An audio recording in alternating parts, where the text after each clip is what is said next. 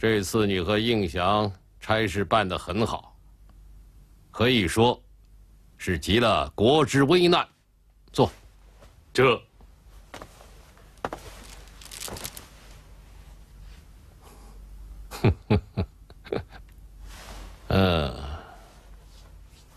从盐商身上弄那么一点儿，一次可以，2次行吗？黄河、淮河今年治了，明年又决。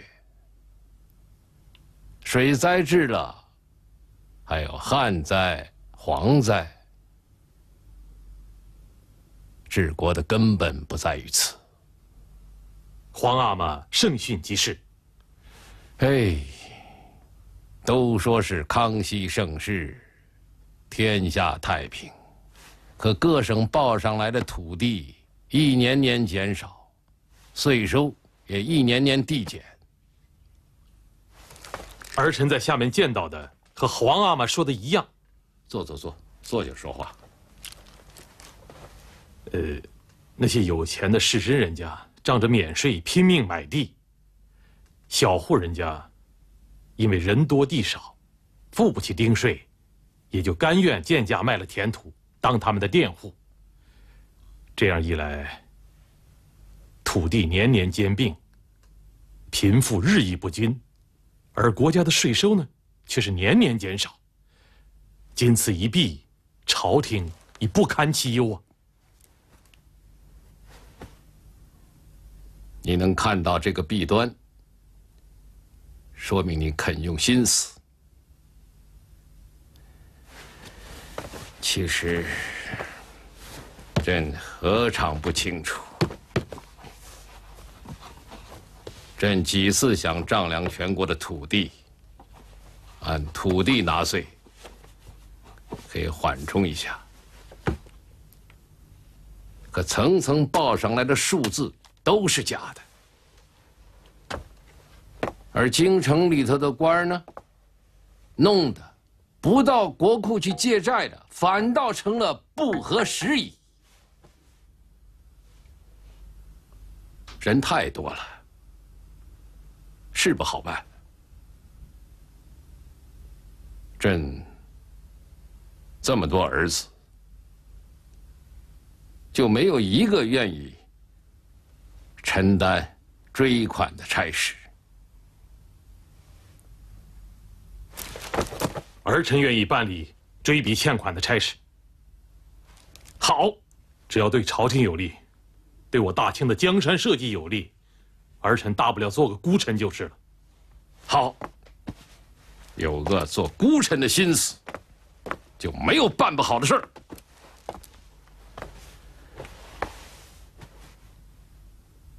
听说你这次从江南就带了个孤臣来？要说孤臣，田文镜确实是个孤臣。这个人心里只有朝廷，而从不计较个人的得失。儿臣保举他为追笔欠款的帮办，请皇阿玛恩准。好，依你，田文镜帮同办差。这，13阿哥胤祥这次随同儿臣前去赈灾修河，功不可没。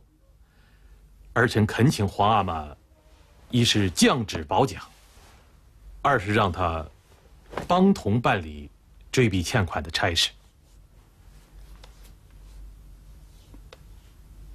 胤祥就不要参与这个事儿了，也不必过多褒奖。胤祥为什么不能褒奖？为什么不能担当这个差事？请皇阿玛明示。你真想知道？儿臣想知道。因为朕想让你做一个真正的孤臣，明白吗？儿臣明白。好，明天就进驻户部，追缴库银。四弟留步。哦，二哥，好，免了，咱们兄弟不必拘礼。怎么样，见着皇阿玛了吗？这追笔户部欠款的差事，是二哥举荐你的呀。多谢二哥栽培，这差事我接了。好样的！我呀还想到你家跟你去聊聊呢，怕你有什么顾虑。这下可好了，老四啊，这差事可不是闹着玩的呀。只有在皇阿玛面前推举我的铁杆兄弟，我的心里才踏实些。你放心，你有什么难处啊，我会照应你的，你就放开手脚干吧。二哥，对了，我这儿啊还有几个人的名单，这几个人借的钱啊，你给他们缓一缓啊。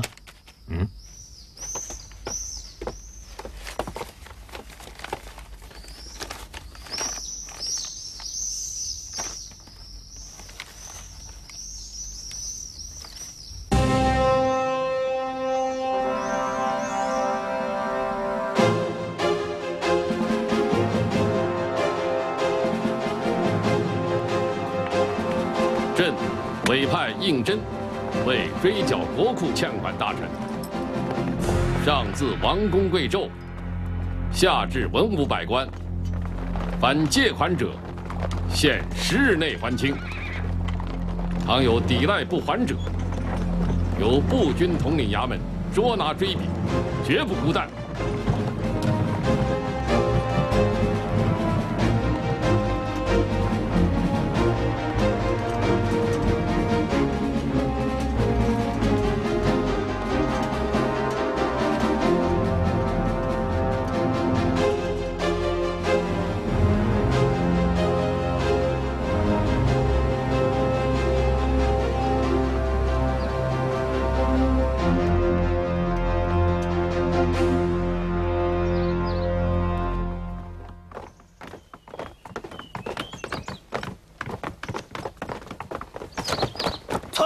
四王爷，起来吧。谢王爷。大家都知道了，皇上派了我追笔库银的差事。我想你们心里都清楚，这个差事不好当啊。俗话说，借钱容易还钱难，站着借钱，跪着讨债。倘若跪着就能把钱讨回来，我现在宁愿给大家跪下。也许有人在想，借银子的人那么多，都能一一还清吗？别人没还，我还了，岂不冤枉？那我就告诉你们，这次不管是谁，无论他借了多少钱都得还，而且都要在限期内还清。没有钱，卖房子当产也得还。田大人在。从现在起，各位皇子王公的欠款由我追缴。王公以下众官员的欠款，由你追缴。这。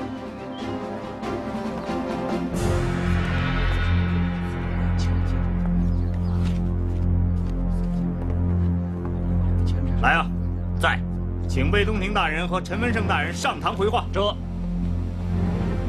请魏东亭大人、陈文胜大人上堂回话。请魏东亭大人、陈文胜大人上堂回话。魏大人病了，告假。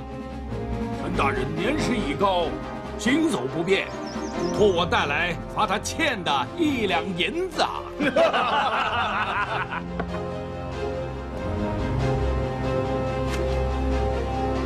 哼！第一天宣旨就托过不到，分明是藐视圣上，对抗朝廷。严大人，请步兵衙门派人去传，再不来就押来回话。嗯。来啊！在。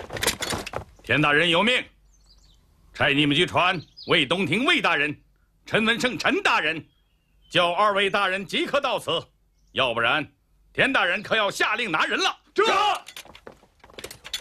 闪开！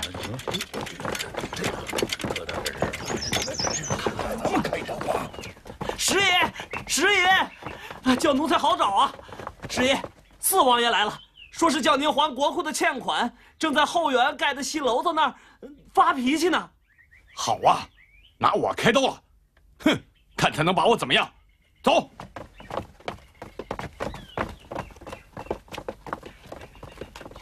魏东亭大人、陈文胜大人传道。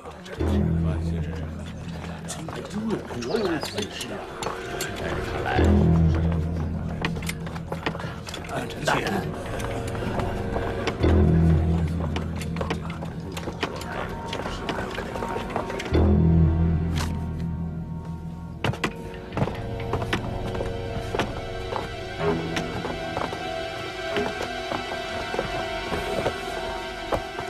请问田大人，你是哪一科出身呢？惭愧，晚生未曾中过科甲。田大人可知道老夫是哪一科出身呢？倒要请教。我就告诉你，我是康熙3年第1甲第1名状元及第，是天子门生。你一个监生出身的人，小人得志便飞扬跋扈，目中无人，竟敢叫顺天府的差役来传我。雍王爷在哪里？和雍王爷讲话。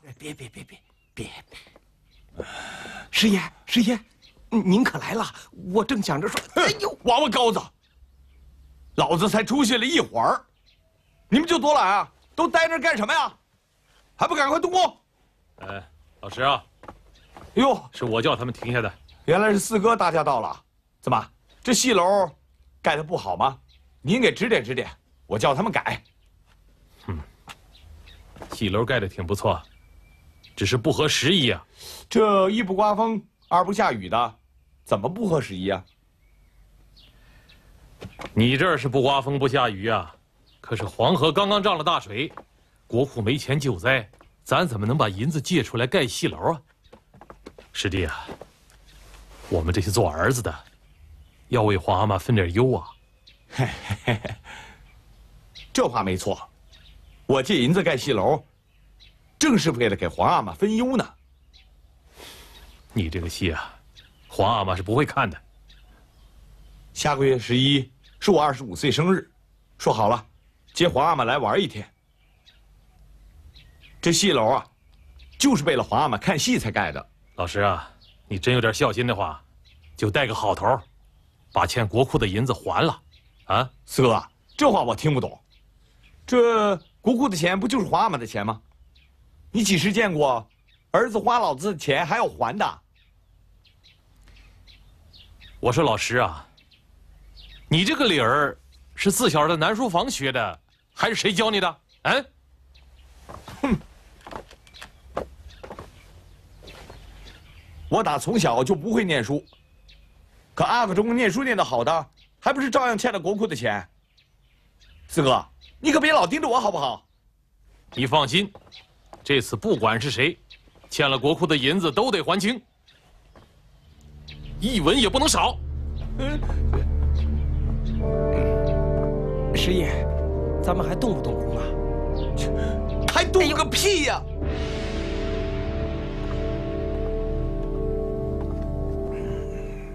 来呀，请圣旨。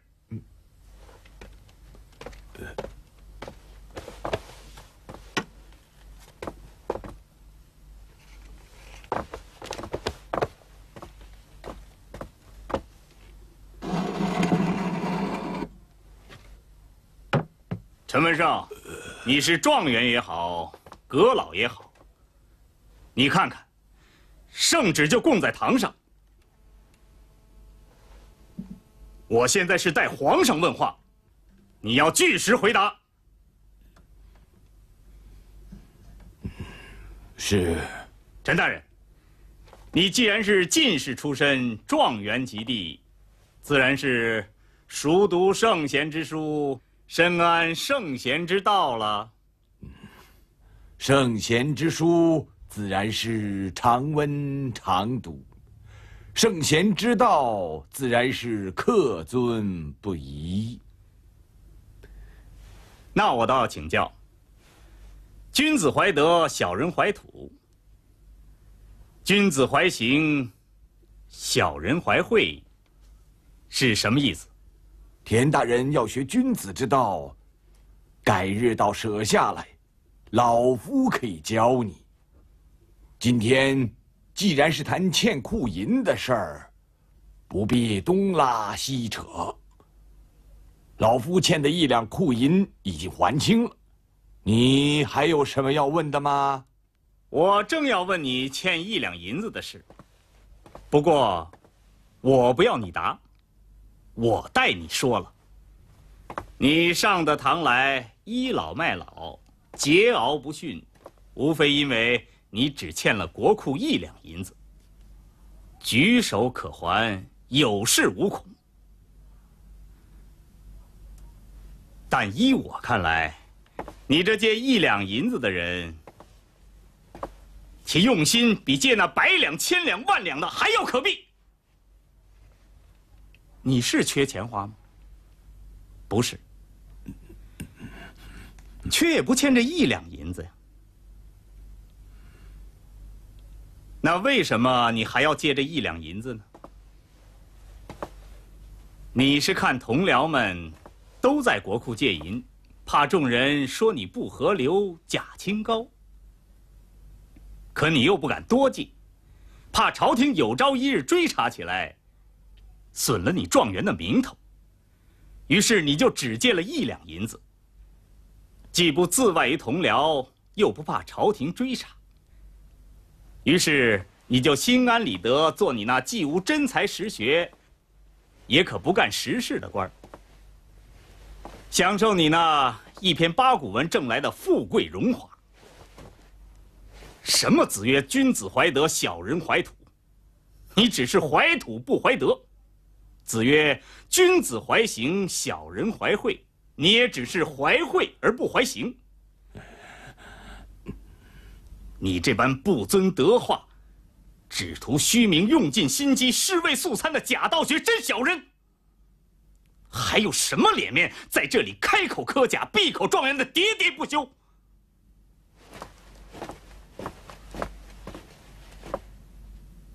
这是你的1两银子，我收下。回家去，再好好读读4书5经。来啊，在！你送陈大人回去读书。走。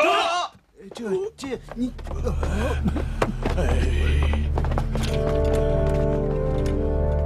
我要去见皇上，我要告老还乡，我要去见皇上，我要告老还乡。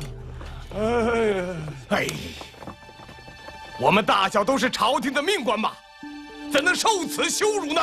田文镜什么东西？为1两银子，把老状元给气成这样。是啊，真是。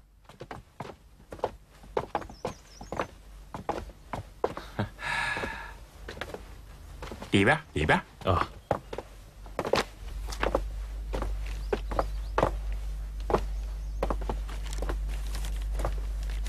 三哥，没想到暗地里你有这么大的手笔呀！啊，嗨，人人都说我黄三子，养着文人清客，吟风弄月，嗨，可谁又想着为我大清国留一点经国之大典，不朽之盛世呢？啊，三哥，你借国库的30万两银子，都是用来编书了？啊？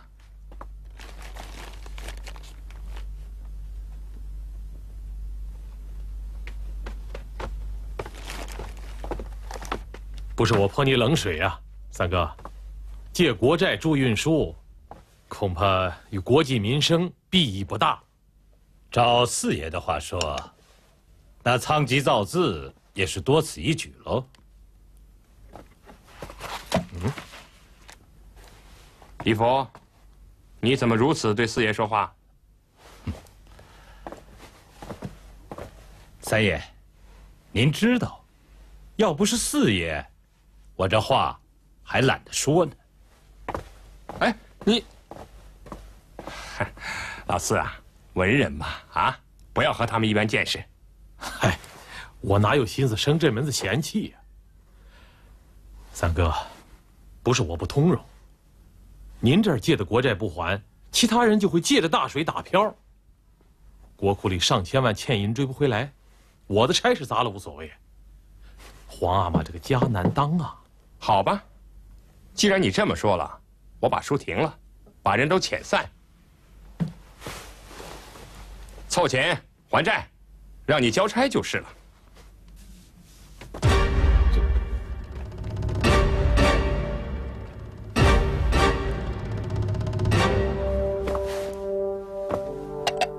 家家有本难念的经啊！田大人，你也不必问我为什么借的钱。事到如今，我只说一句话：我欠户部的35万两银子，我想办法还就是了。魏大人，那你什么时候还清呢？你回去想清楚了，明天再来回话。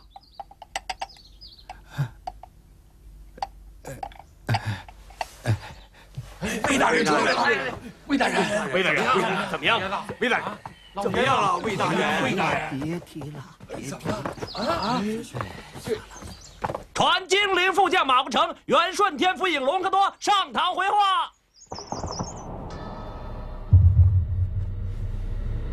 国成，小肚子呀，咱们可是刀枪里滚出来的，咱可别丢份儿啊！对，精神点。是啊。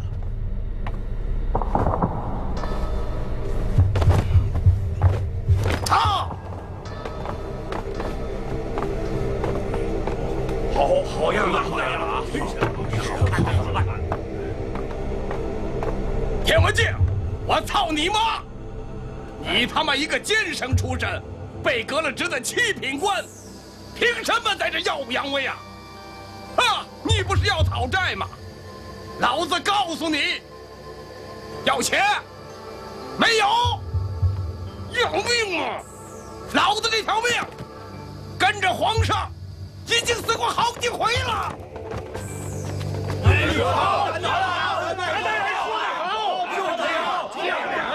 谁在叫好啊？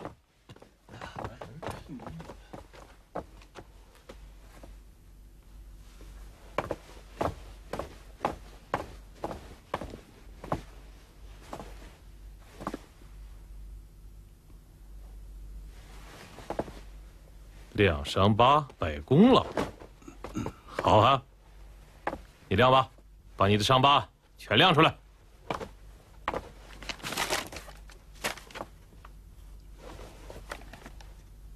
亮啊！来啊！在。把他的官服扒了，让他亮个够。这。杨先生，候审。坐。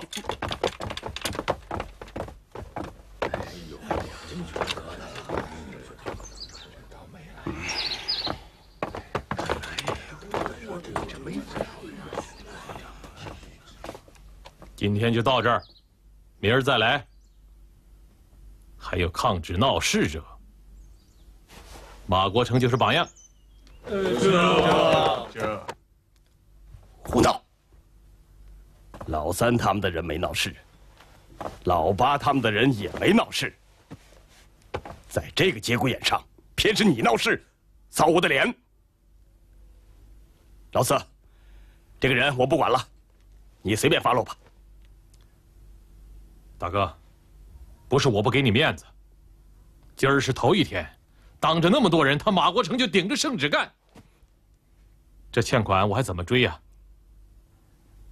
人，我是交给您了，该怎么处置，您看着办吧。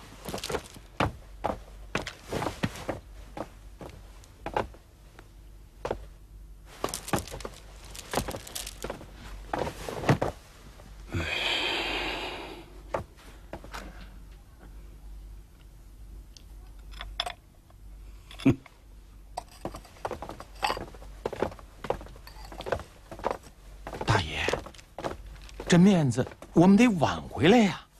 人家占着理，你怎么挽？据可靠消息，太子爷借了款。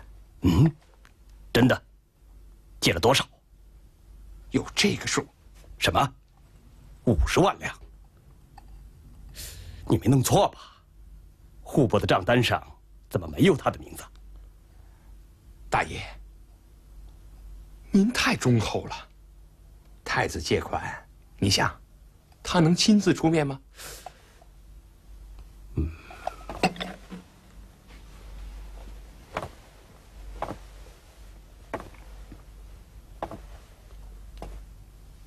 都是谁替他借的？不全知道，但刑部的黄体仁、萧国兴这2个人肯定是。难怪今天问了这么多人，就是不问这2个。闭上你的臭嘴！你还想给老子惹的麻烦少吗？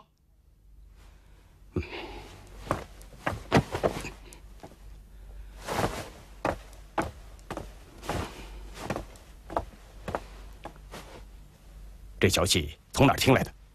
是八爷的人透露给我的。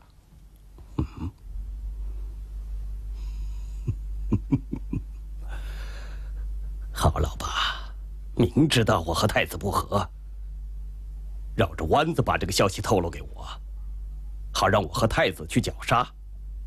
他在岸上看帆船。大千岁。好，你们来，进屋来，我有话跟你们说。田大人，同样是欠了库款，为什么对我们逼得这样紧啊？有些人你连问都不问呢？啊？魏大人，谁的欠款没问？您老说清楚了。黄体仁和萧国兴的欠款，你为什么不问呢？拿名单来。这。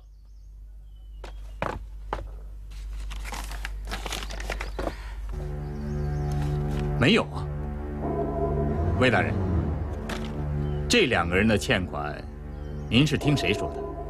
这还要听别人说吗？哎，你问问户部的书办，不就明白了吗？这到底怎么回事？这个大人，有话到一边说。就在这儿说。这是黄体仁和萧国兴欠了国库的银子，一共50万两。那为什么不上清单？这个，去，传黄体仁、萧国兴问话。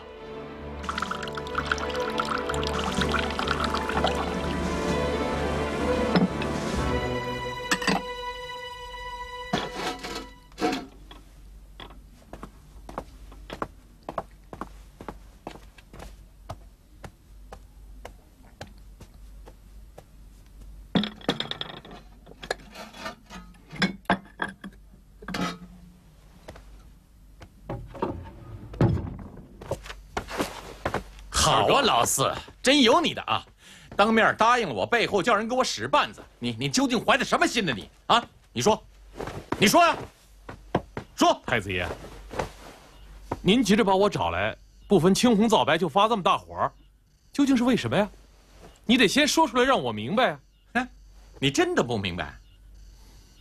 请太子明说。去。这……那好，我问你。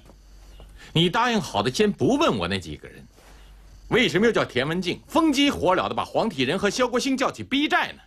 有这回事？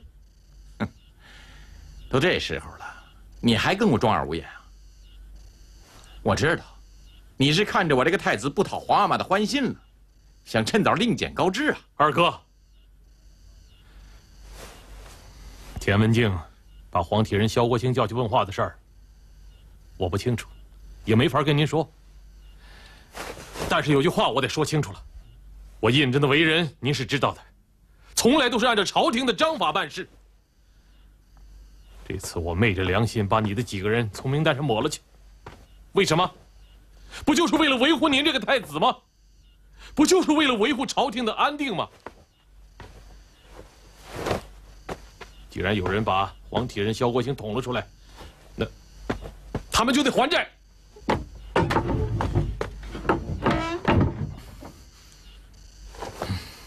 这儿，哎那儿，高点，高点，哎，对，这，哎，你们什么时候才能把这烦人的知了给我收拾喽？蔫干处的，干什么吃的？烦死人了！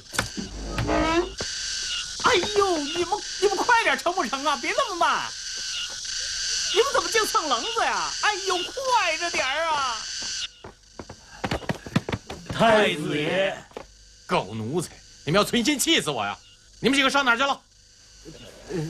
太子，奴才有条路子能弄到这笔钱，只是什么现成的路子？快说呀！是。吏部有几个地方官的缺空在那里，有几个人愿出钱买那几个缺空。哪几个缺？他们愿意出多少钱啊？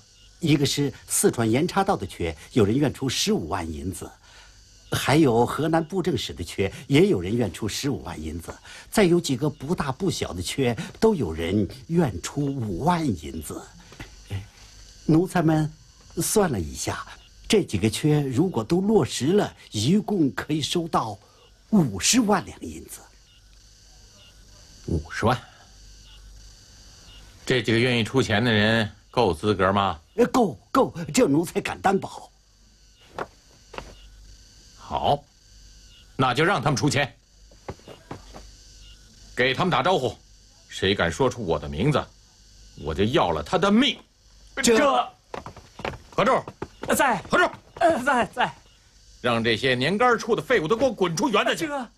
这知了粘了一夏天了，也没见少一个，滚！快滚！这，哎呀，够了！哎，好上！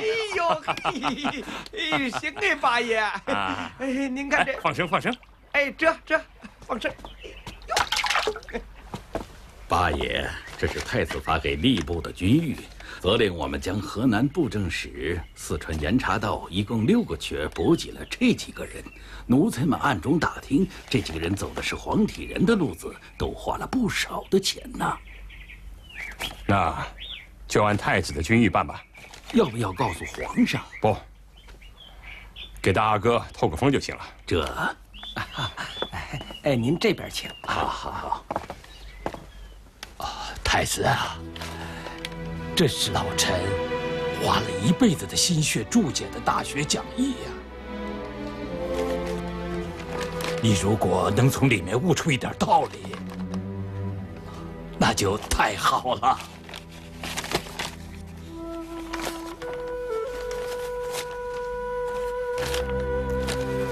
师父，这是太子，你就不要瞒着老臣了。你平时手脚那么大，每年4万两银子，怎么能开销得了啊？我见你这一向泱泱不乐，就知道，这点钱做不了什么，就算是师父的一点心意吧。师父，你放心，等我做了皇帝，您100年之后，我一定将您的牌位供在赵忠祠、贤良祠，让您千秋万代享受香火。太子，我不要这些，我只要你做一个好皇帝，九泉之下，我也就瞑目了。二爷，您等等，二爷，我问你，我六叔他到底在不在？啊？他要是在，好歹让我见一面；他要不在，也别叫我傻等着。龙二爷，奴才实话对您说了吧，老爷现在正忙着呢，您啊要是有耐性，就在这儿等着。哎呀，你凭什么打人啊？啊？哼，我打的就是你这个瞎了眼的畜生！哎，一个奴才，你什么东西呀？也敢在我面前教训起人来了？我不对。哎，二爷，你们家的老爷是谁呀？啊，那是我嫡亲的六叔，知道吗？我见的就是他，放纵奴才欺凌主子，这是我们童家的规矩吗？你们给我六叔请过来，让他老人家当面评评理。是谁在这大吵大闹啊？侄儿给六叔请安了。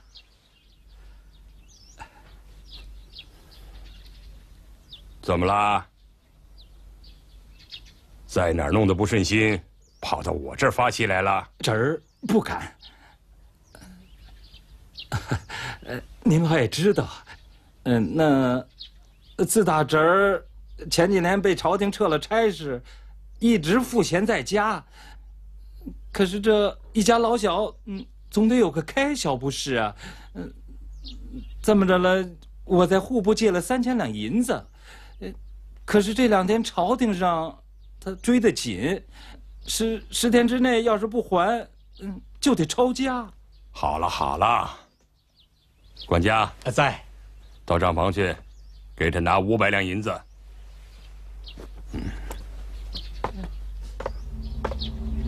六叔，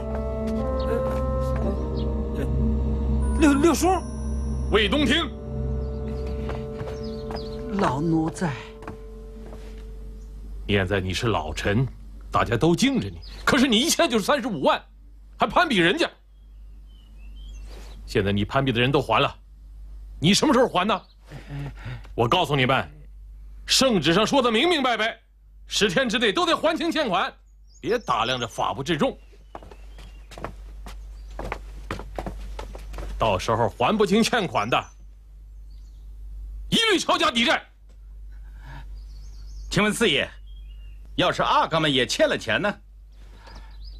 你说的是3阿哥还是10阿哥？是谁在背后攀我呀？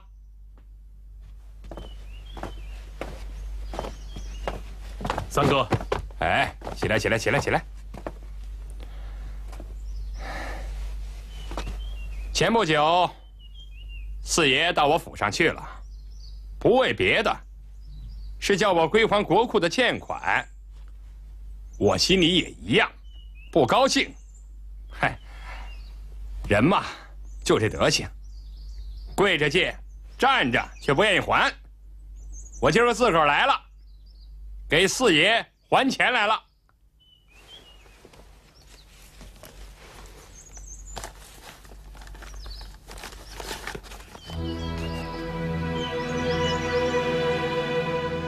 三哥，老四，你看清了，正宗大顺庄的汇票，凭票即兑白银30万，如假包换。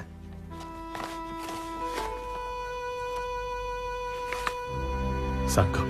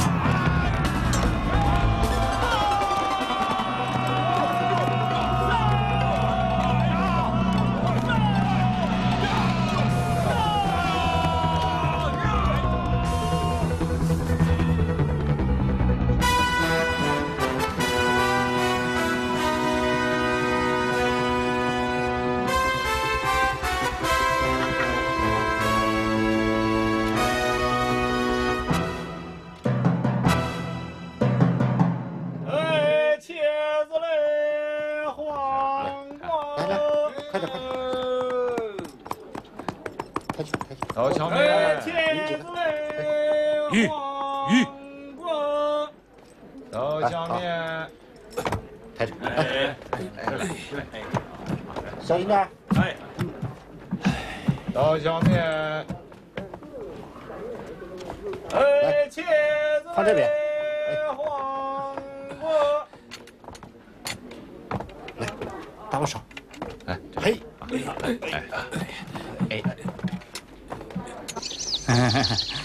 九爷，您瞧瞧，这是我啊新进的一对红子。哎呦，这鸟是太难养了啊！吃活食儿，而且啊，到脱毛的时候就更难了。一到仲夏，嘿，这玩意儿啊，活虫都不行，得剪断活知了，喂它那白浆子吃，那毛啊才长得水灵呢。九爷，这再有几天就抄家了，你看全家100多口人，叫他们怎么办呢？嘿，老爷子，这一般的鸟笼子要用64根条，养红子必须得用72根，啊，那为什么呀？嘿嘿嘿，我告诉您啊，哎，这东西啊性子活，见缝就钻。这京城里头啊逃了的红子多了去了。嘿嘿，与其让他们抄啊，还不如自己抄了自己的家呢。哎，我说魏老爷子，你怕个啥呀？他要抄家，让他抄，没了家，我们都到皇上的金銮殿上打地铺睡觉去。哎，老石，不准乱说。啊，您老的都看见了，这石爷欠的钱我都没法帮衬呢。我不是不愿意帮你，你就帮帮老陈吧。要不这样吧，我再给您出个主意，您去找一个人。谁？印祥啊，13爷。